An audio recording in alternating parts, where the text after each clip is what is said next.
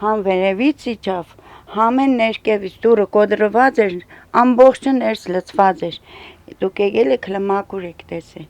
Այս տեղներիցս հետ լրիվ սառույց ուծում, այսպես փակված էր։ 38 տարվա քայքայված դոմիկներից մեկն է։ Դուռ լուսամուտներից է կարկուտը ներս լցվել։ 121 տարածքի 055 տնակի բնակիչ Սոնա Չախոյանը այդ օրվա կատարվածը չի կարողանում մոռանալ։ Ասում է, կարծես դույլերով կարկուտ ու անձրև էին լցնում փայտաշեն տունը։ Տանիքից, պատերից, հատակի տակից ջուր էր հոսում։ Մենակով կարկուտն է մաքրել, ջրերը քամել, հետո հարևաններն են հասել օգնության։ Պիտանի իրերը հավաքել ու մի անկյունում է դասավորել, իսկ գույքի զգալի մասը այլևս օգտագործելի չէ։ 5 օր է անցել, բայց դեռ տանիքից կաթում է։ Դույլերն ու խորուն կամանները տնակի մեջտեղում են։ Բաց է, տեսեք, լուսամուտը սեղմը բացել էր, այդ կողմն էլ։ Մահավոր վիճակում էր։ Լրիվ մեկ երբը մեզ 2 օր, 3 օր, 4 օրեցինք, բայց էլի ամեն անձրև գալուց լցվի։ 3 ժամը 5-ն էր, 6-ն էր։ Աշեք հələ ջուրը կա չենք բաներել։ Հələ չեմ հասցրել թափեմ։ Տիկին Սոնան տնակում ապրում է 37 տարեկան որդու հետ։ Նա հենաշարժողական խնդիրներ ունի։ Խարխլված տնակը վերանորոգող օգնող ձեռք չունի։ Պատերին, առաստաղին ու հատակին այնքան ջուր են ներծծվել, որ ամիսներ են պետք չորանալու համար։ Ներսում շունչը կտրող խոնավություն է, շարժվելն արդեն վտանգավոր է, հանկարծ հատակը չփլվի։ Հանել ենք դուրս։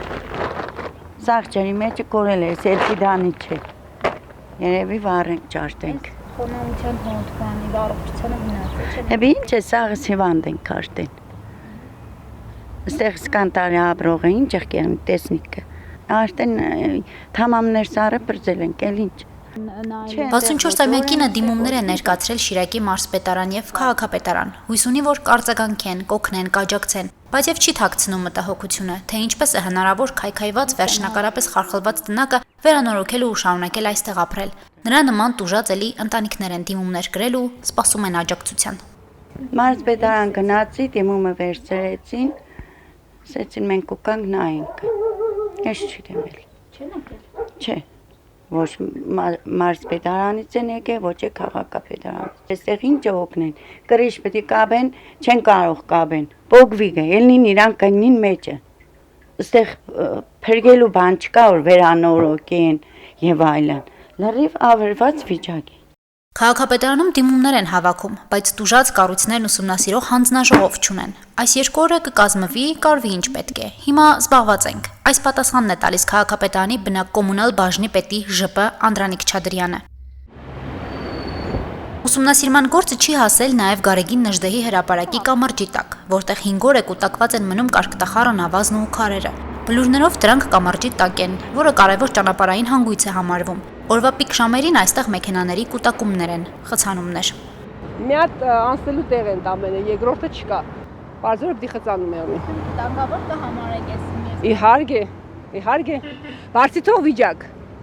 Դե մենք կաստիկ դառնանք ավտոներն էլ եթե 2 կողմը աշխատի ավելի լավ էլի։